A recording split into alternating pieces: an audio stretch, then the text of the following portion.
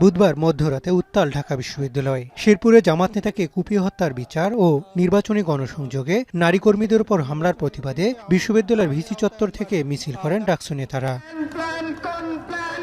এ সময় হত্যাকাণ্ডের বিচার, সহিংসতা বন্ধে বিভিন্ন স্লোগান দেন শিক্ষার্থীরা। হলপাড়ার বিভিন্ন রাস্তা ঘুরে রাজু ভাস্কর্যে শেষ হয় বিক্ষোভটি।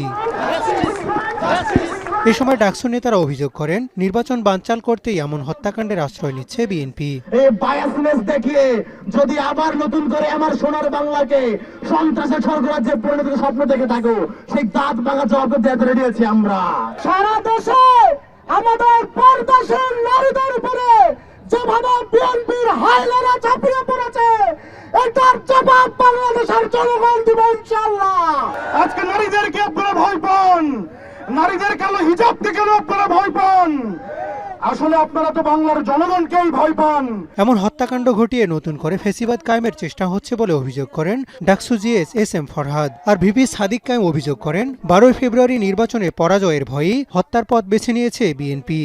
এই যে হত্যাকাণ্ড, এই হত্যাকাণ্ড ধারাবাহিকতা এখানেই থামে নাই। আমরা দেখেছিলাম সেই 14 জুলাই এই ঢাকা বিশ্ববিদ্যালয় এলাকায়, 14-15 জুলাই ঢাকা বিশ্ববিদ্যালয়ে ছাত্রলীগের সন্ত্রাসীরা ছাত্রীদের উপর হামলা করেছিল। এখন আমরা দেখি বিএনপির সন্ত্রাসীরা গ্রামে গ্রামে নারীদের উপর হামলা করছে। সেম তাদের উপরে সেম।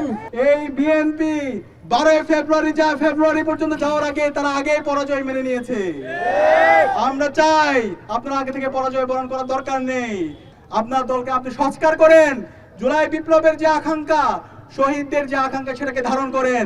সন্ত্রাসী যে আছে, নারী হেনস্থাকারী যারা আছে, তাদেরকে আইডেন্টিফাই করে তাদেরকে বিচারের আওতায় নিয়ে আসেন। এদিকে একই দাবিতে বুধবার মধ্যরাতে বিক্ষোভ হয়েছে জগন্নাথ বিশ্ববিদ্যালয়ে। এমন হত্যাকাণ্ড ঘটতে থাকলে নির্বাচন নিয়ে শঙ্কার কথাও জানান শিক্ষার্থীরা।